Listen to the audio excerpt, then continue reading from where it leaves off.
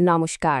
আজ আমরা এমন একটা ভাইরাল হরর স্টোরি নিয়ে কথা বলবো যা শুনলে হয়তো গুলিয়ে যেতে পারে কোনটা বাস্তব আর কোনটা শুধুই মনের ভুল। তো চলুন সোজা ঢুকে পড়া যাক চার বন্ধুর সেই গল্পে। একটা সাধারণ জার্নি, কিন্তু সেটা যে এমন ভয়ঙ্কর একটা দিকে মোড় নেবে তা কেউ ভাবতেও পারেনি।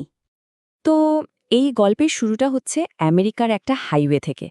একটা রাস্তা যেটা তার অশুভ নামের জন্য আর ভয়ঙ্কর সব কাহিনীর জন্য বলা ভালো কুখ্যাত। রাস্তাটার আসল নম্বর ছিল এটাই ৬৬৬। এই নম্বরটাকে এতটাই ভয় পাওয়া হতো যে লোকে এর নামই দিয়ে দিয়েছিল দ্য ডেভিলস হাইওয়ে বা শয়তানের হাইওয়ে। মানে এই সংখ্যাটা তো এমনিতেই অশুভ শক্তির প্রতীক হিসেবেই ধরা হয়, তাই না? এই হাইওয়েকে ঘিরে যে শুধু গল্পই আছে তা কিন্তু নয়, এর পেছনে আছে সত্যি সত্যি ঘটে যাওয়া বেশ কিছু ঘটনা।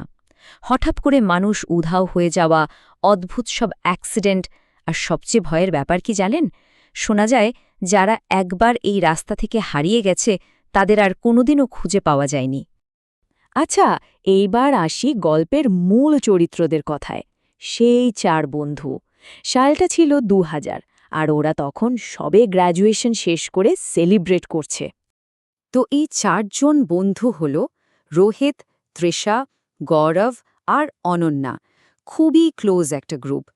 ওরা ঠিক করে যে দেশে মানে ভারতে ফিরে আসার আগে শেষবারের মতো একটা রোড ট্রিপে যাবে।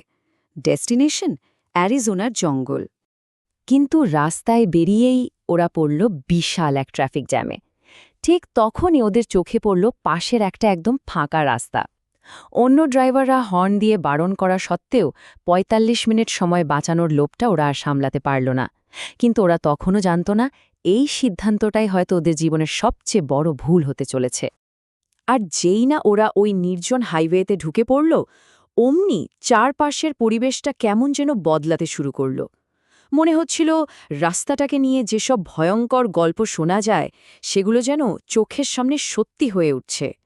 ঠিক তখনই অনন্যার মনে পড়ে গেল ওর এক প্রফেসর এই হাইওয়েটার কথা বলেছিলেন।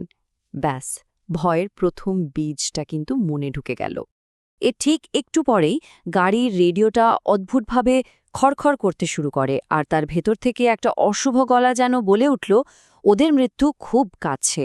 আর ঠিক তারপরেই গাড়ির বনের থেকে ধোঁয়া বেরোতে শুরু করল, আর গাড়িটা মাঝ রাস্তায় ফট করে বন্ধ হয়ে গেল। ভাবুন তো একবার অবস্থাটা, মাঝ রাস্তায় অন্ধকারের মধ্যে গাড়ি খারাপ। আর এরপর থেকে যা যা ঘটতে শুরু করল সেগুলো এক কথায় অসম্ভব। একের পর এক ঘটনায় ওরা আতঙ্কের একেবারে শেষ সীমায় পৌঁছে যাচ্ছিল। এরই মধ্যে রোহিতের চোখ পড়ল গাড়ির লাইসেন্স প্লেটের দিকে, আর যা দেখল তাতে ওর রক্ত হিম হয়ে গেল। প্লেটের নাম্বারটা বদলে গেছে।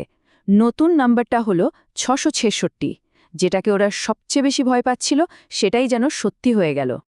এতক্ষণ তো চলছিল মানসিক আতঙ্ক, কিন্তু এবার সেই আতঙ্কটা একেবারে শারীরিক রূপ নিতে শুরু করল। ওই যে রেডিওতে যে ভবিষ্যৎবাণীটা হয়েছিল সেটা যেন অক্ষরে অক্ষরে ফলে যেতে লাগল। এরপর যা যা ঘটল সেটা সত্যি কল্পনার বাইরে। একে একে চার বন্ধুর সবাই ভয়ঙ্কর আর বলা যায় অনিবার্য কিছু দুর্ঘটনার শিকার হতে থাকল। আর তারপর সব চুপ, নিস্তব্ধ। রোহিত আস্তে আস্তে চোখ খোলে, দেখে ও গাড়ির ড্রাইভিং সিটেই বসে আছে। ওর শরীরে একটা আঁচড়ও লাগেনি, একেবারে অক্ষত। তার মানে ওই দুঃস্বপ্নটা শেষ। কিন্তু তাহলে এতক্ষণ ধরে যা ঘটল ওগুলো কি ছিল?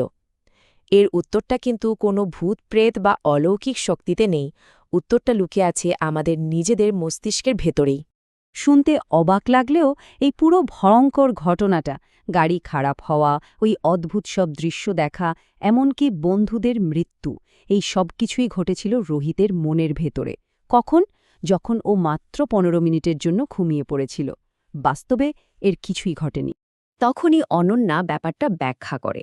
আসলে ওই রাস্তাটা যেহেতু অনেক উঁচুতে, তাই রোহিতের সম্ভবত হাই অ্যালটিটিউড সেরিব্রাল এডিমা বা HACE হয়েছিল। এটা এমন একটা কন্ডিশন যেখানে বেশি উচ্চতার কারণে ব্রেন ফুলে যায়, আর তার ফলে মানুষ ভয়ঙ্কর বাস্তবসম্মত হ্যালুসিনেশন দেখতে পারে।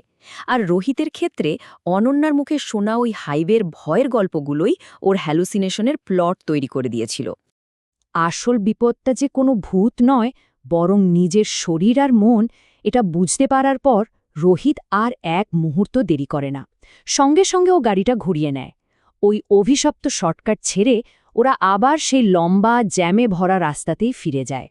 তাহলে দেখুন, আসল ব্যাপারটা কি দাঁড়ালো।